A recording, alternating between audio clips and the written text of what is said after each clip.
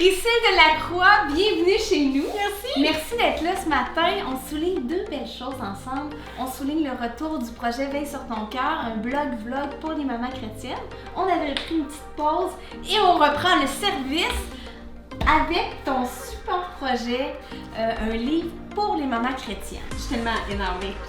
J'ai mis mon plus beau collier pour l'occasion. Hey, je suis contente et moi j'ai des confettis.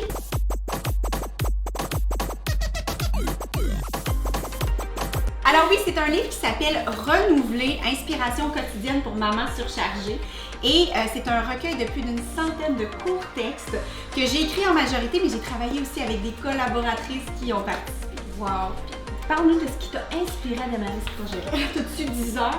Vraiment, on a du temps. Donc, en fait, moi, devenir maman, ça a été un grand choc dans ma vie. J'étais pas préparée à ça du tout. Je pensais que je l'étais.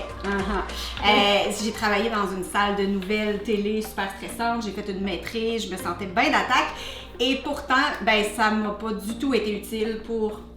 Je dirais que ça a été un choc émotionnel, un choc hormonal bien sûr, mais ça a vraiment shaké les fondations de mon identité, de ma vie vraiment ça m'a retournée. J'ai trouvé ça très difficile. Qu'est-ce qui t'a aidé à te sortir de cet épuisement-là? C'est vraiment ma relation avec Dieu. Puis ça peut sonner cliché, mais c'est vraiment ça. J'ai grandi dans une famille chrétienne, j'ai grandi dans l'église et pourtant j'étais pas si fidèle, si constante à aller me ressourcer dans la présence de Dieu. Puis j'ai compris, alors que je vivais tous ces bouleversements-là, à quel point il y avait juste ça pour me sauver. C'est essentiel. Mais je trouvais ça difficile d'être constante parce qu'il y avait peu, à mon sens, à moi, il y avait peu de ressources en français. D'abord, quand on a le cerveau bousillé à 10 heures le soir, on n'est pas capable de lire en anglais. Ou une ressource papier peut-être aussi, parce que si j'ouvre mon ordinateur pour lire quelque chose pour les mamans, oublie ça, je me retrouve sur Facebook, puis je perds un temps fou. Puis des fois, il y avait des ressources qui dataient. Bref, je voulais vraiment, j'étais à la recherche de ressources en français, québécoises, pour moi, adaptées. J'en ai pas trouvé beaucoup, alors c'est là que je pense que le Seigneur a déposé dans mon cœur. Pourquoi je l'écrirais pas? Cet outil-là qui pourrait accompagner les mamans à connecter mieux avec Dieu, à être ressourcées, à être renouvelées, à avoir le goût tous les jours d'aller dans la présence de Dieu, de prier, de prendre un court temps, ne serait-ce qu'un court temps pour être se connecter. Exact. Oh wow! Et c'est un beau cadeau que tu nous fais.